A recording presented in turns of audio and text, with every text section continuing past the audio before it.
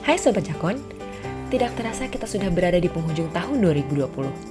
Tahun yang cukup berat bagi kita semua.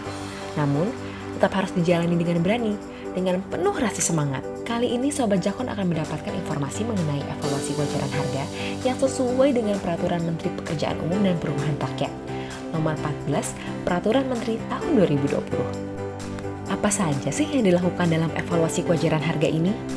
Yang pertama, definisi kewajaran harga adalah Pokja Pemilihan dalam pengadaan pekerjaan konstruksi melakukan evaluasi kewajaran harga. Dalam hal total penawaran, lebih rendah dari 80% total HPS. Dalam hal dilakukannya evaluasi kewajaran harga, peserta menyampaikan yang pertama, analisa harga satuan dan atau rincian keluaran dan harga untuk bagian pekerjaan lamsam. Dan bagaimana jika hasil evaluasi dinyatakan tidak wajar? Dalam hal harga penawaran peserta berdasarkan hasil evaluasi kewajaran harga, dinyatakan tidak wajar, maka peserta dinyatakan gugur evaluasi harga. Tentunya, sebelum melakukan evaluasi kewajaran harga, ada tahapan evaluasi kewajaran harga yang perlu diperhatikan. Yang pertama, Pokja meminta peserta untuk menyampaikan analisa harga satuan pekerjaan sekurang-kurangnya untuk mata pembayaran utama dengan format sebagai berikut. Kemudian dilakukan klasifikasi harga. Setelah itu, peserta diminta menjelaskan terhadap kuantitas atau koefisien yang dimasukkan dalam analisa harga satuan. Selanjutnya, tidak sampai di situ, peserta diminta membuktikan harga satuan dasar upah, bahan, dan peralatan yang ditawarkan dengan menyampaikan data-data sebagai pembuktian. Jika peserta tidak dapat membuktikan, maka harga satuan dasar hasil klarifikasi menggunakan harga satuan dasar yang ada di pasaran atau menggunakan harga satuan dasar dalam HPS. Nah, Sobat Jakon, apabila terdapat perbedaan rincian uraian pada analisa harga satuan pekerjaan antara penawaran dengan HPS, maka dalam hal ini, peserta dapat membuktikan kuantitas atau koefisien dan harga satuan dasar. Maka, kuantitas atau koefisien hasil klarifikasi dan harga satuan dasar hasil klarifikasi menggunakan kuantitas atau koefisien dan harga satuan dasar pada penawaran.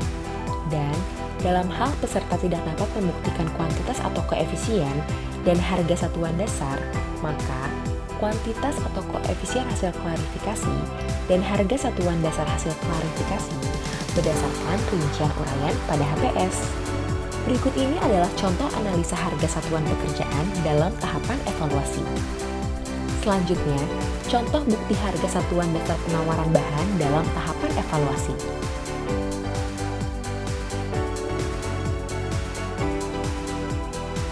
Yang berikutnya, contoh dari tahapan evaluasi adalah klarifikasi kuantitas.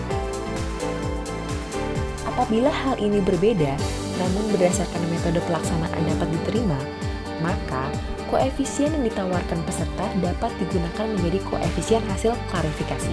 Dan jika dilihat keuntungan dienolkan, sedangkan biaya umum tetap diperhitungkan.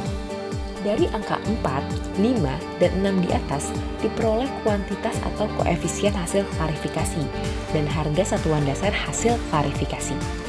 Selanjutnya, dihitung harga satuan hasil klarifikasi sekurang-kurangnya pada setiap mata pembayaran utama, tanpa memperhitungkan keuntungan.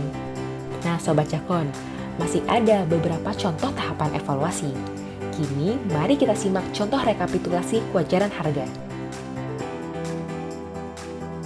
Kemudian, dihitung untuk setiap harga satuan penawaran yang bukan mata pembayaran utama, dengan mengurangi biaya keuntungan sehingga diperbolehkan harga satuan penawaran yang bukan mata pembayaran utama tanpa memperhitungkan keuntungan.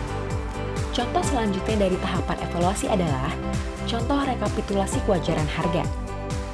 Dari tahapan evaluasi di atas, harga satuan klarifikasi dimasukkan ke dalam tabel daftar kuantitas dan harga hasil klarifikasi, sehingga didapat total harga hasil klarifikasi tanpa keuntungan. Total harga pada daftar kuantitas dan harga hasil klarifikasi dibandingkan dengan total harga penawaran tanpa PPN.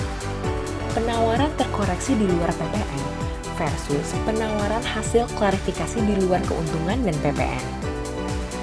Pemaparan yang terakhir ini juga perlu disimak dengan sesama oleh Sobat Jakon semuanya, bahwa jika total harga hasil klarifikasi lebih kecil atau sama dengan total penawaran, maka harga dinyatakan wajar dan jaminan pelaksanaan dinaikkan sebesar 5% dari nilai total HPS. Dan jika total harga hasil klarifikasi lebih besar dari total harga penawaran, maka harga dinyatakan tidak wajar dan penawaran dinyatakan gugur.